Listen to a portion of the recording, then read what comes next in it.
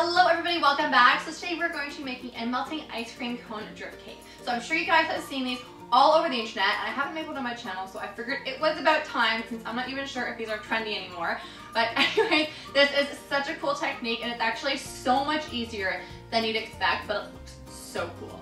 So let's get started. So I have made the buttercream and the cake in advance just to quicken this video up a little bit. But if you would like the recipe for my basic, but not basic because it's the most delicious vanilla cake ever recipe, that's not what it's actually called, but probably should be, as well as my favorite vanilla buttercream recipe, I'll have that video linked in the cards right here, so you can check that out after this video to get all the ingredients. But if you don't want to, actually all the ingredients are listed in the description box below in every video on my channel, so there you go. Anyways, let's get started and let's get decorating the cake. So I dyed my cake pink just because I thought it was pretty, and I'm using blue buttercream for the base of the cake.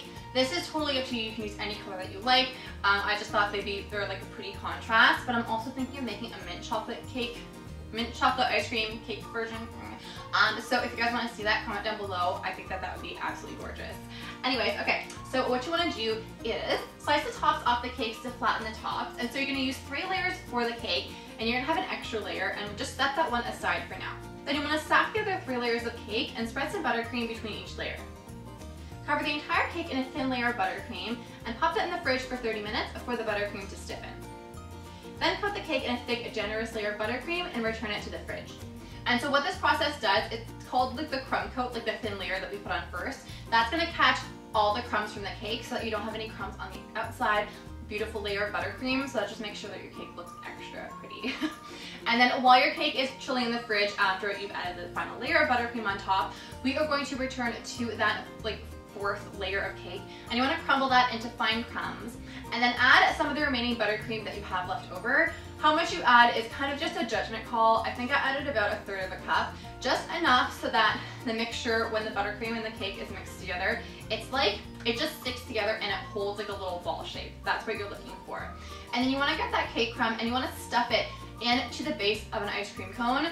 The size completely depends on what you're looking for. I chose a waffle cone because I wanted a bigger cone. You can use anything that you like, but you want to fill it with cake, and then you're going to have some more cake left over. So you want to get that cake, again the size depends on what you're looking for, and you want to roll that or shape it into a ball and then stick that on top so that it looks like a scoop of ice cream, but it's a cake.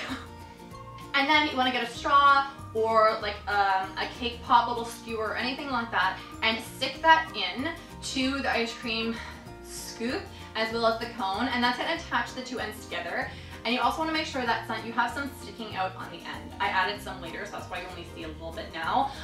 But what that does is it holds the scoop of ice cream to the cone, but we're also using it as the pick to attach the full ice cream cone to the cake. So you want about probably about 4 or 5 inches of whatever you're using, a straw or cake pop stick, sticking out from the top of the cone, because you want that to stick in the cake and you want it to hold the weight of the cone. So it's not as complicated as I'm sure it just sounds. Just you want a long straw basically, and then just stick that into the ice cream cone.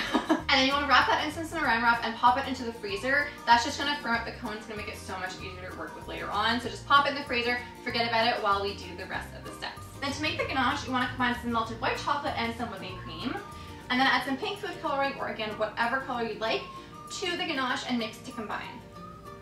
Then spoon some ganache onto the surface of the cake and gently spread it all the way to the sides, allowing it to drip off the sides.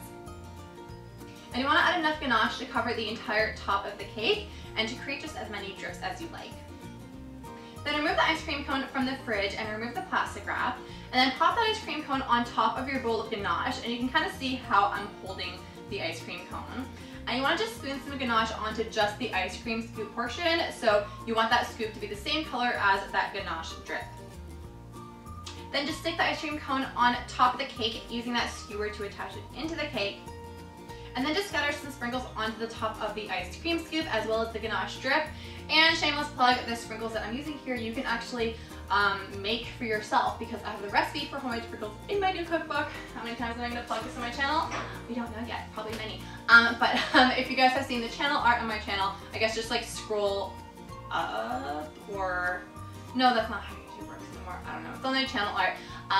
My cookbook is called Unicorn Food, and it has a ton of rainbow recipes, including a DIY sprinkles recipe. So if you're looking for sprinkles but you can't find the color that you want, just make your own and make it be special and pretty. So that's what I'm using for this recipe. They last like forever. I've had them for a year and they're still good. So it's so handy. It's like such a handy trick. But yeah, and then slice the cake and you are done. So I love that the color of the cake is the same as the like ice cream drip. I think it's so pretty, but again, you can totally do whatever you like. You can use 3 colors, you can do all 1 color, totally up to you. But anyways, thank you guys so much for watching this video. I hope that you liked this recipe. If you have any other requests, leave them in the comment section down below. And if you've gotten this far and you haven't subscribed, I would love it if you would subscribe and ring that little notification bell. I upload 5 days a week, so you get recipes like literally all the time from me. So if you love cooking and baking, there are many more recipes in store for you.